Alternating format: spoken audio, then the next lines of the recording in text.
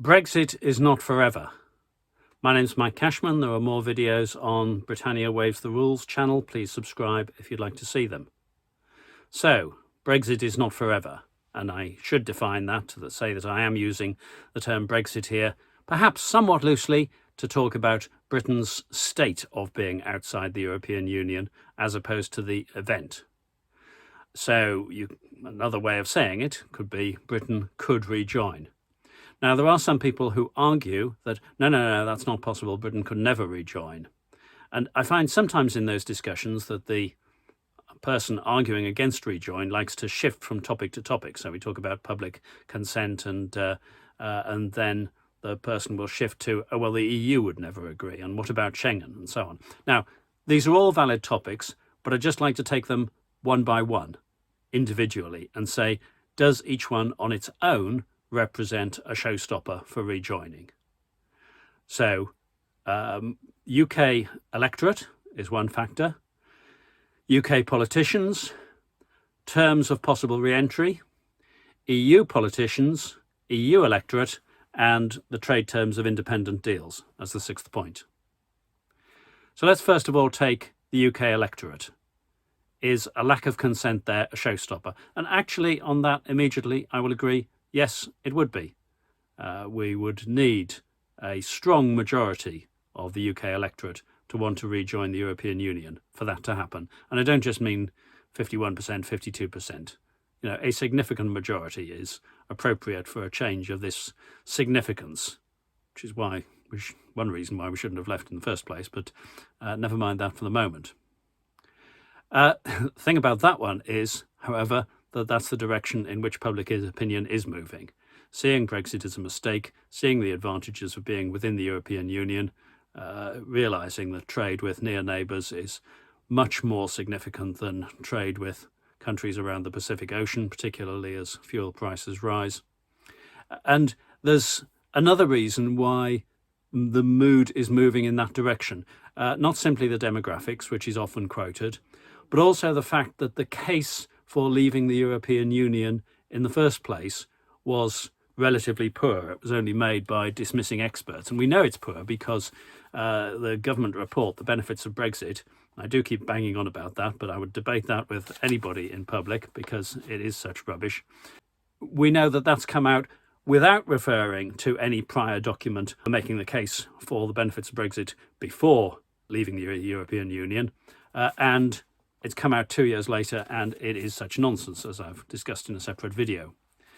So if the case is weak, the case is often made that, well, the reason why we have to come out of the EU is because 52% of those voting in 2016 said that we ought to.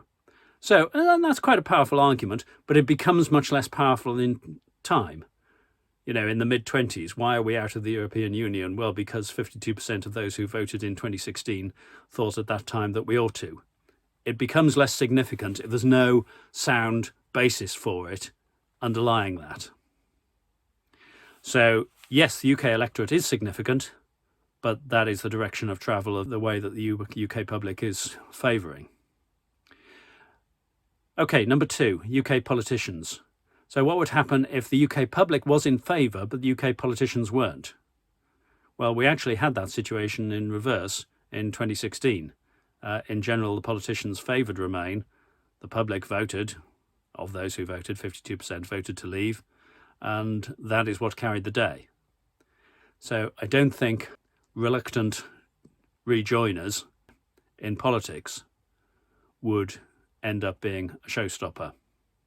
I'll come back to the terms. Let's just think of EU politicians. Now, I have heard people say, oh, the EU are so fed up with Britain, so fed up with the UK being untrustworthy in negotiations, having caused all this trouble, that they wouldn't welcome the UK back. And I do understand that. And there's a practical argument in terms of how difficult to deal with would they be, an emotional argument in terms of how the 2016 to 2021 or longer has been.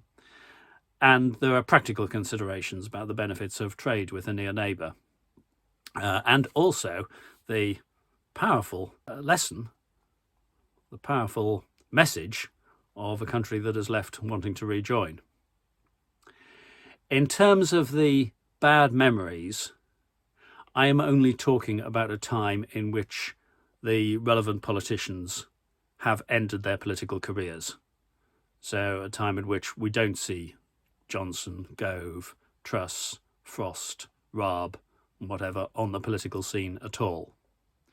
And I think that will change the emotional feel of any move to rejoin. It clearly depends on who their successors are. But remember, what we're saying is, would this factor on its own, we will get to combinations, but would this factor on its own stymie a UK return? In other words, we're talking about a situation in which the UK public, UK politicians are all in favour of rejoining. And, you know, I will accept that the jury's out on that, but I do think you have to think about it in the circumstances of the time, not in the framework of 2022. Fairly similar considerations apply to the EU electorate, and I'm well aware that any EU member can veto British re-entry, so I'm certainly not taking that for granted, but I'm saying it's potentially worth a shot. Now, let's come to this question of the terms. The terms of re-entry. People are very fond of saying, well, what about Schengen? What about the euro? And actually, in this video, I'm not going to talk about the detail of the terms. I'm simply going to say, remember the premise? Will this factor on its own prevent Britain rejoining? So in other words, if the UK electorate and the UK politicians and the EU politicians and the EU electorate are all in favour of joining, will they all be sitting there saying, we'd love Britain to rejoin, but actually the terms prevent it? I don't actually see that as being the case. So I'm not saying what the terms would be, but I think that problem would be solved in a way that both parties could agree. And sixth on the list was terms of separate trade deals.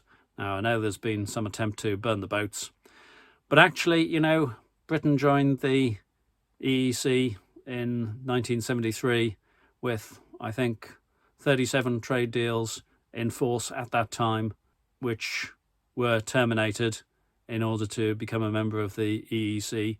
And, you know, you can argue about how well that transition was managed.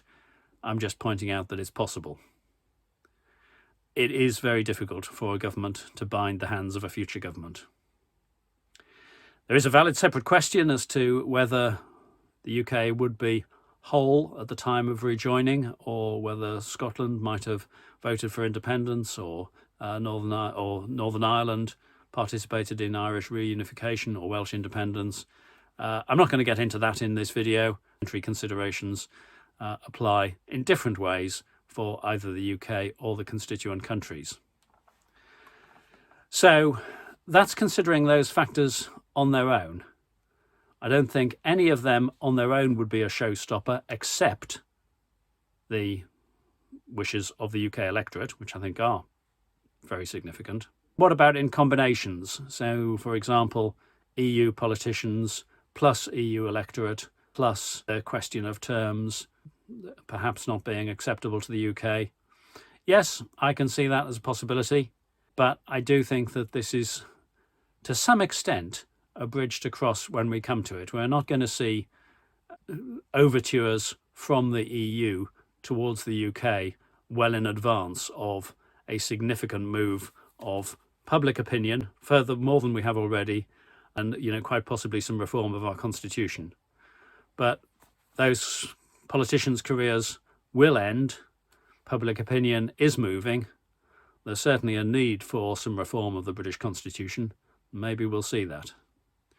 So when you add up when you look at all those factors together, that's my reason for saying we are not in a position to say Brexit is forever. We're not in a position to say that Britain is definitely going to stay out of the European Union forever. And of course, it could be that Single Market and Customs Union through the European Free Trade Association might be a step that we might take. as what might turn out to be a step along the road to rejoining the EU. Anyway, those are my thoughts. Please feel free to add yours. And do subscribe to the channel. Britannia Waves the Rules. Thank you.